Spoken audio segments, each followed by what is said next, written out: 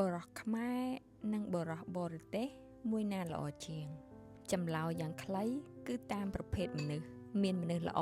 និងមនុស្សអាក្រក់មិនថាគាត់មកពីប្រទេសណាក៏ដោយបើចង់រៀបការជាមួយជនជាតិបរទេសខ្ញុំចង់ឲ្យអ្នកទាំងអស់គ្នាមើលអ្វីមួយដ៏សំខាន់គឺទំនៀមទម្លាប់របស់គាត់ទំនៀមទម្លាប់របស់បរទេសខុសពីទំនៀមទម្លាប់របស់ខ្មែរយើងខុសគ្នាត្រង់ថាគេឲ្យតម្លៃទៅលើ equality ឬក៏ភាពស្មើគ្នារវាងមនុស្សប្រុសនិងមនុស្សស្រីអញ្ចឹងហើយអ្នកទាំងអស់គ្នាឃើញថាមនុស្សប្រុសភាគច្រើន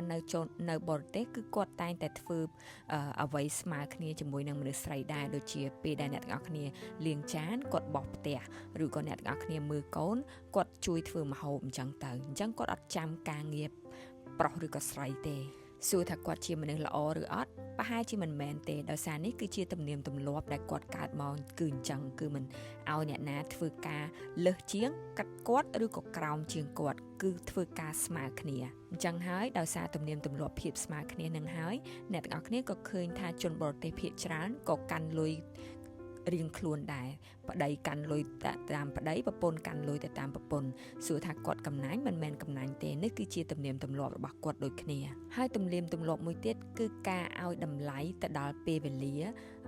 ឬក៏យកចិត្តទុកដាក់នឹងដៃគូឬក៏និយាយឲ្យស្រួលទៅគឺវា sweet ជាមួយគ្នាចង់និយាយថាអ្នកទាំងអស់គ្នាឃើញពួកបរទេសគឺគាត់ចូលចិត្តកាន់ដៃឬក៏ថើបដៃគូរបស់គាត់នៅតាមទីសាធារណៈសួរថាគាត់ជាមនុស្សល្អឬអត់មិនមែនជាមនុស្សល្អនោះទេគ្រាន់តែថានេះគឺជាទំនៀមទម្លាប់របស់គាត់អញ្ចឹងហើយការធ្វើបង្ហាញសេចក្តីស្រឡាញ់បែបនេះគឺជារឿងធម្មតាតែសួរថាគាត់អាចជាមនុស្សអាក្រក់បានដែរឬអត់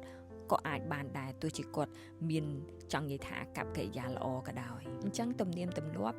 អាច shape បរិះម្នាក់នឹងឲ្យទៅជាមនុស្សប្រភេទណាពេលអនាគត